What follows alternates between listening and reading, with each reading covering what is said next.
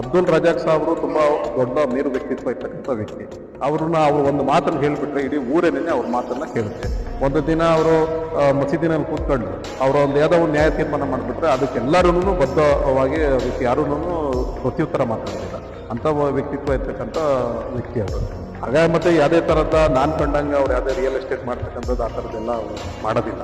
So ಇವರು ಈಗ ಏನಿದ್ದಾರೆ ಸಲಾಮ್ ಅಂತಕ್ಕಂಥವ್ರು ಇಲ್ಲ ಸಲವ ಅವರು ಏನೋ ನೀವು ರಿಯಲ್ ಎಸ್ಟೇಟ್ ಮಾಡ್ತಾರೆ, ಅವ್ರ ಜಮೀನನ್ನು ಅವರು ಅಡ್ಪಸ್ಟ್ ಮಾಡ್ಕೊಳಕ್ ಬಂದ್ರೆ ಈ ಥರದ್ದೆಲ್ಲ ಆರೋಪ ಮಾಡಿ ನಮ್ಮಲ್ಲಿ ಇರ್ತಕ್ಕಂಥ ಮೇಕೆ ಕುರಿಗೆಲ್ಲ ಅದೆಲ್ಲ ಸುಳ್ಳು ಸರ್. ನಾನು ಕಂಡಂಗೆ ಆ ಗ್ರಾಮದಲ್ಲಿ ನೀವು ಎಲ್ಲರನ್ನೂ ಕೇಳಿ ಅವ್ರ ಬಗ್ಗೆ ಜನನೇ ಆನ್ಸರ್ ಕೊಡ್ತಾರೆ. ಅಕ್ಕಪಕ್ಕದ ಗ್ರಾಮದವ್ರು ಕೇಳಿ ಆನ್ಸರ್ ಕೊಡ್ತಾರೆ ಅವ್ರು ಎಂಥ ವ್ಯಕ್ತಿತ್ವ ಅಂತಕ್ಕಂಥದ್ದು. ಮತ್ತೆ ಸಾಕಷ್ಟು ದೇವರು ನಾನು ಕಂಡಂಗೆ ಅವ್ರಿಗೆ ಸಾಕಷ್ಟು ಕೊಟ್ಟಿದ್ದಾನೆ ದೇವರು.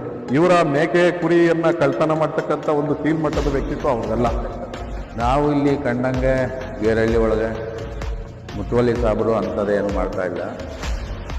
ಆ ಸಲಾಂ ಸಾಹೇಬರು ಅಂಬರು ಅವ್ರಿಗೆ ತೊಂದರೆ ಕೊಟ್ಕೊಂಡು ಜಾಗ ಬಿಡದಂಗೆ ಶೆಡ್ ಹಾಕ್ಕೊಂಡಿದ್ದಾರೆ. ಅದು ನಾವು ಕುಣಿಸ್ಕೊಂಡು ತೀರ್ಮಾನ ಮಾಡಕ್ಕೆ ಹೋದ್ವಿ. ಅವ್ರು ಯಾಕೆ ಒಪ್ಪಲಿಲ್ಲ. ಅಬ್ದುಲ್ ರಜಾಕ್ ಇದಾರಲ್ಲ, ಒಬ್ರು ಮುತೊಲ್ಲಿ ಅಂತ ನಾವೆಲ್ಲ ಊರವರು 500 ಮನೆ ಇದ್ದಾವೆ ನಮ್ಮೂರಲ್ಲಿ.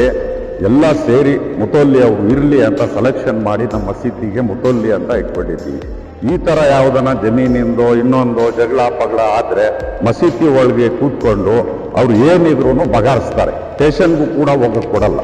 ಈ ಥರ ಎಲ್ಲ ಇದು ಮಾಡ್ಕೊಂಡು ಬರ್ತಾರೆ. ಇವರು ಇದು 2 ಕುಂಟೆ 3 ಕುಂಟೆ ಅಂದು ಇದು ಅಂತ ಆ ಥರ ಇದು ಮಾಡಲ್ಲ. ಅವರು ಅದಕ್ಕೆಲ್ಲ ಅಂಥವೆಲ್ಲ ನ್ಯಾಯ ಅವರೇ ಕೊಡಿಸ್ತಾರೆ ಜನಗಳಿಗೆ, ಬಡವ್ರಿಗೆ ಬಗ್ರೂರಿಗೆ.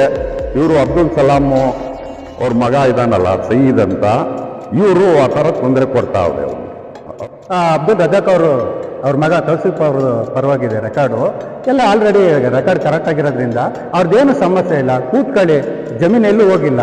ಇದೆಲ್ಲ ನಿಮ್ಮ ತಾತರ ಕಾಲದಿಂದಲೂ ಬಂದಿರೋ ಜಮೀನು, ನಿಮ್ಮ ತಾತರೇ ಮಾರಿರೋದು, ಅವ್ರು ಪರ್ಚೇಸ್ ಮಾಡಿದ್ದಾರೆ. ನಿಮ್ಮ ಜಮೀನು ನಿಮ್ಮ ಕಡೆ ಇದೆ, ಅದನ್ನೇನು ಒತ್ತುವರಿ ಏನು ಯಾರು ಒತ್ತುವರಿ ಆಗಿದ್ರೆ ಅದನ್ನು ಬಿಡಿಸ್ಕೊಳ್ಳಿ, ಕೂತ್ಕೊಳ್ಳಿ, ಮಾತಾಡಿ ಅಂತೇಳಿ ಎಲ್ಲ ಹೇಳಿದ್ರು ಕೂಡ ಅವ್ರು ಕೇಳೋ ಸ್ಥಿತಿಲಿಲ್ಲ. ಅವ್ರ ಇಂಟೆನ್ಷನ್ ಒಂದು ಏನು ಅಂತ ಅಂದರೆ ನಾವು ಯಾಕೆ ಅವ್ರ ಹತ್ರ ಕೇಳಬೇಕು, ಕೋರ್ಟೇ ನಮಗಿದು ಆಯಿತು, ಕೋರ್ಟ್ಗೆ ಹೋಗ್ಲಿ, ಅವ್ರು ಏನೋ ಮಾಡ್ಕೊಳ್ಳಿ. ಬಟ್ ಈ ಜಮೀನಿನ ವಿಚಾರದಲ್ಲಿ ಅವ್ರು ಮಾಡ್ತಾ ಇರೋದು ತಪ್ಪು ಅಂತ ಹೇಳಿ ಅಬ್ದುಲ್ ಸಲಾಂ ಅವರು